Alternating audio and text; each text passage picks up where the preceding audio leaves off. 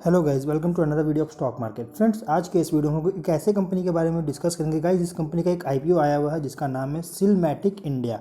और ये कंपनी का हम लोग आज इस वीडियो में कंप्लीट एनालिसिस करेंगे। मतलब इसका जीएमपी क्या चल रहा है, इस आईपीओ में प्राइस क्या है, ओपनिंग डेट क्या है, क्लोजिंग डेट क्या है, अलॉटमेंट कहाँ पे किया जाए, किस रजिस्ट्रार पे किया जाएगा, मतलब कंप्लीट एनालिसिस करें जिससे आपको एक कंफर्म हो जाएगा, आप डिसीजन लेने में आपको हेल्प मिलेगी। तो अब चलिए फ्रेंड्स, वीडियो को स्टार्ट करते हैं। तो गाइस देखिए, ये कंपनी का पूरा नाम है सिलमैटिक इंडिया लिमिटेड, जो कि कल के दिन मतलब 17 फरवरी 2023 को ये आईपीओ ओपन किया जा रहा है। अगर हम इस कंपनी के बिजनेस मॉडल के बारे में डिस्कस करें तो कंपनी जो है 2009 में इनकॉर्पोरेट किया गया था सिलमैटिक इंडिया लिमिटेड के नाम से। इसका पूरा नाम है गाइस, जिसको शॉर्ट में सिलमैटिक के नाम से बोलूँगा। देखिए, कंपनी जो है ये मैकेनिकल सील्स और एसोसिएटेड प्रोडक्ट्स का जो है मैन्युफैक्चर और डिज़ाइन करने में बिजनेस करती है। अब हम इस कंपनी के बारे में बात करें और अगर डिटेल देखें तो कंपनी का जो यहाँ पे जो सील मैन्युफैक्चर किया जाता है कंपनी के द्वारा, जो कि मैकेनिकल सील होता है, और ये मेनली यूज़ होता है pulp and paper, oil and gas, refinery, petrochemical और chemical, fertilizer, mining, power, aerospace, marine, pharmaceutical और अदर इंडस्ट्रियल स्पेसेस। इन सभी इंडस्ट्रीज़ में कंपनी जो है सो इसका जो प्रोडक्ट्स है वो यूज किए जाते हैं।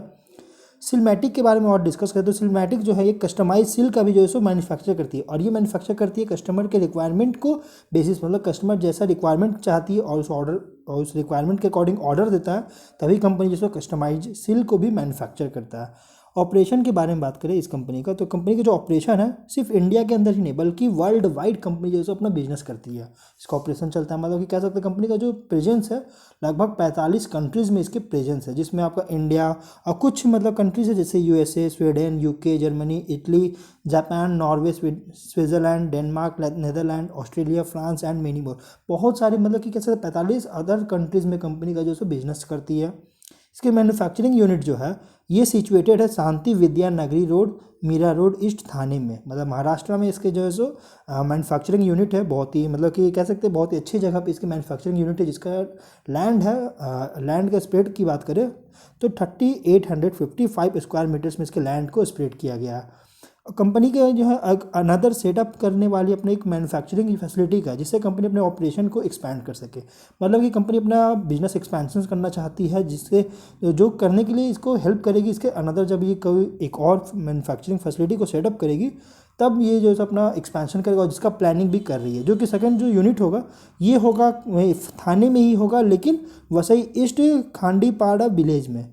यहाँ पे कंपनी जो एक नया मैन्युफैक्चरिंग फैसिलिटी को एक्सपेंड करेगा, प्लान करेगा, सेटअप करने वाली है।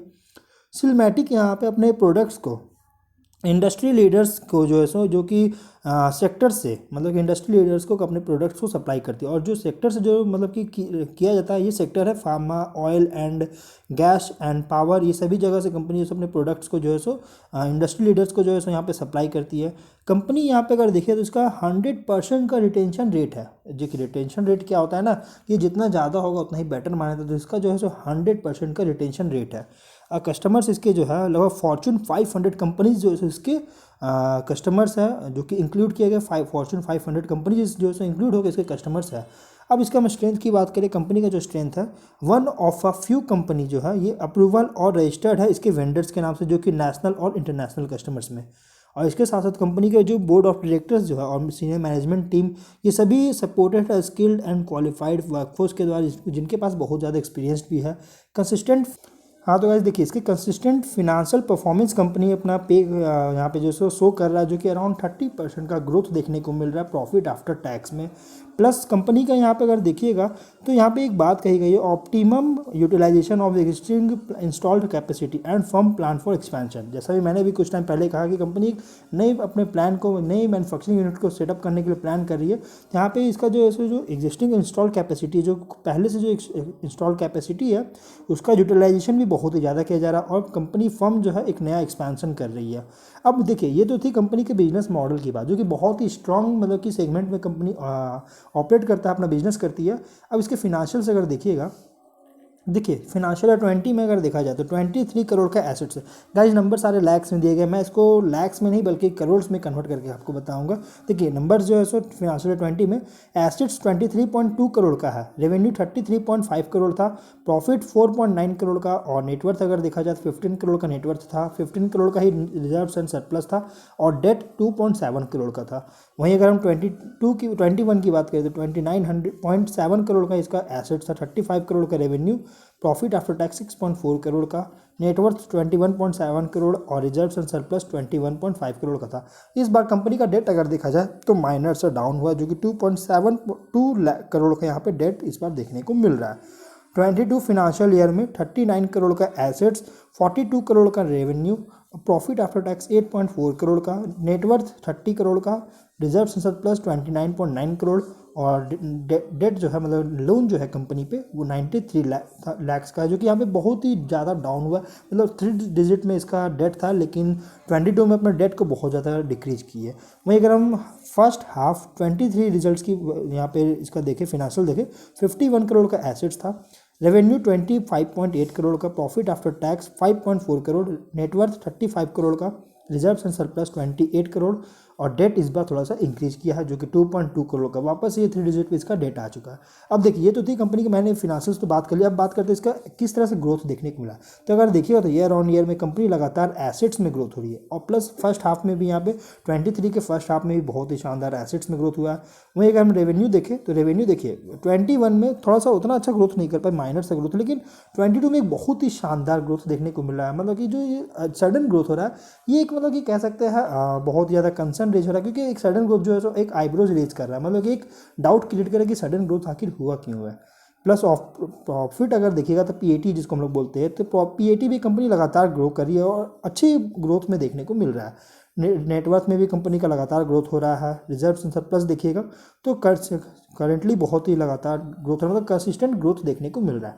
डेट में यहाँ पे कंपनी थोड़ा सा इस बार ज़्यादा देखने को मिला, लेकिन फिर भी अगर देखा जाए इसके एसेट्स के अकॉर्डिंग अगर डेट देखिएगा तो एसेट्स के अकॉर्डिंग इसका डेट उतना भी नहीं, लेकिन गाइस फिर भी एक एसएमई कंपनी मतलब small and medium enterprises company है, जो कि मार्केट में सस्टेन करने के लिए, क्योंकि इसका कोई पब्लिक ऑफर है नहीं, इसका कोई आईपीओ वगैरह नहीं है, तो इसको मार्केट में सस्टेन करने के लिए डेट वगैरह फिनेंशियल इंस्टीट्यूशंस या फिर एनबीएफसी कंपनीज के द्वारा इसको लोन लेना पड़ता है मार्केट में सस्टेन करने के लिए, बिजनेस एक्सपैंड करने के लिए। इसकी वजह से कंपनी का डेट बहुत ज़्यादा है।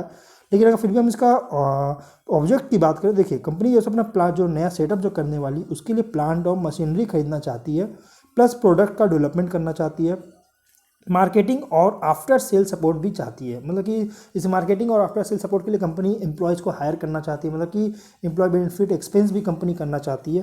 प्लस जनरल कॉर्पोरेट पर्पस के लिए आईपीओ लाया गया है। प्रोविजंस एंड कंटिजेंसी भी कंपनी का यहाँ पे देखने को मिल रहा है, इसके लिए भी फंड्स चाहिए। और वर्किंग कैपिटल रिक्वायरमेंट, मतलब कि कैश फ्लो भी कंपनी अपना बहुत ही स्ट्रॉन्ग करना चाहती है, जिससे कंपनी को आगे चलकर फंड्स वगैरह की कोई इशू ना हो, इसके बैलेंस शीट में कोई इशू ना हो, इसके लिए कंपनी आईपीओ लाई है। अब ये तो थी कंपनी के फिनेंशियल्स ऑब्जेक्ट की बात। अब हम लोग चलते हैं इसके डिटेल्स की, चलते हैं जो डेट्स वगैरह है, प्राइस क्या है। देखिए कंपनी 17 फेब को ओपन हो रहा है कल के दिन, और 21 फेब को ये क्लोज हो जाएगी। 10 रुपीज़ का फेस वैल्यू, 220 टू 225 रुपीज़ पर इक्विटी शेयर की प्राइस बैंड रखी गई है। 600 शेयर्स की लॉट साइज, 56.24 करोड़ का इशू साइज, जो कि यहाँ पे offer for sale of fresh issue, ये डिसाइड नहीं किया गया कितने अमाउंट का किया जाएगा, लेकिन कंपनी जो है यहाँ पे बुक बिल्ट इशू आईपीओ है, BSE SME में लिस्टेड होगा। देखिए SME आईपीओ जो होता है वो इसको जो है सो एक्सचेंज के द्वारा अप्रूवल दिया जाता है। जैसे इंडिया में भी 2 एक्सचेंज है, एक है NSE नेशनल स्टॉक एक्सचेंज और एक है BSE बॉम्बे स्टॉक एक्सचेंज। तो जिस SME कंपनी को जिस स्टॉक एक्सचेंज में से अप्रूवल लेना होता है, तो उस स्टॉक एक्सचेंज के SME कैटेगरी में वो लिस्टेड होता है। जैसे ये जो है सो BSE एक्सचेंज के द्वारा इसको जो है सो अप्रूवल दिया गया, तो इसको BSE SME में लिस्टेड किया जा रहा है। लेकिन अगर NSE के द्वारा अप्रूवल दिया तो उसको NSE SME में या फिर NSE इमर्ज में उसको लिस्टेड किया जाता है। लेकिन ये BSE के द्वारा अप्रूवल है तो इसको BSE SME में लिस्टेड किया जाएगा।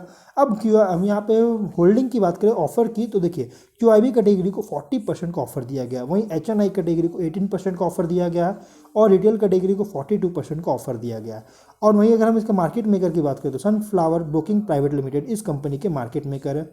कंपनी के प्रोमोटर है मिस्टर मोहम्मद हनीफ चौधरी और मिस्टर उमर AK बालवा और मिस्टर रफीक H बालवा, जो है सो कंपनी के प्रोमोटर्स है।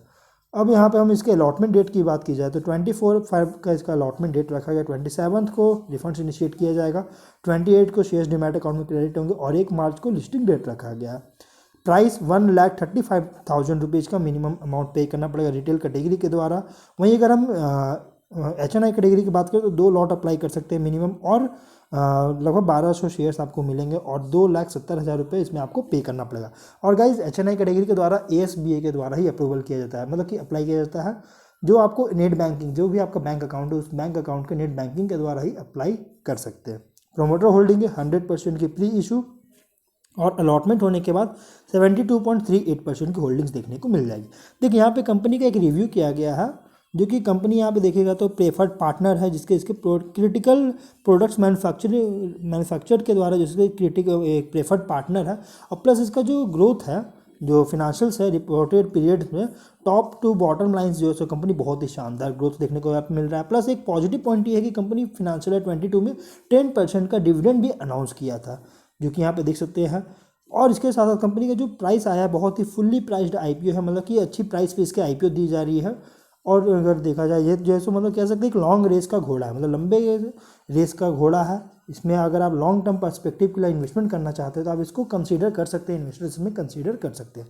लेकिन अप्लाई करना चाहिए या फिर नहीं, ये डिसीजन लिया जाता है आखिरी के टाइम में, मतलब कि जो लास्ट डेट होता है जो कि 21 फेब का है, इस दिन को ही आप लोगों को डिसीजन लेना होता है कि अप्लाई होना चाहिए कि नहीं। क्योंकि गाइस देखिए इस लास्ट डे में क्या होता है ना कि आपको पता चल रहा है कि कंपनी में सब्सक्रिप्शन कितने हुए हैं, GMP भी कितना चल रहा है, लिस्टिंग कितनी मिलने की उम्मीद है, और इसमें मतलब कि अप्लाई होना चाहिए या फिर इन सभी चीज़ों को आप आखिरी के दिन में ट्रैक कर सकते हैं।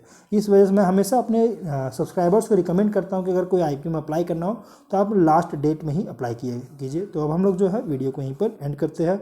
और अगर गाइस आप लोग इस IPO में अप्लाई करना चाहते हैं तो आपके पास डीमैट अकाउंट नहीं है तो जीरोधा का लिंक मैंने डिस्क्रिप्शन बॉक्स में दे रखा है, डीमैट अकाउंट ओपन कर लीजिए। 200 रुपये का ओपनिंग चार्ज लगेगी, इससे आप लोग SME IPO में अप्लाई कर सकते हैं।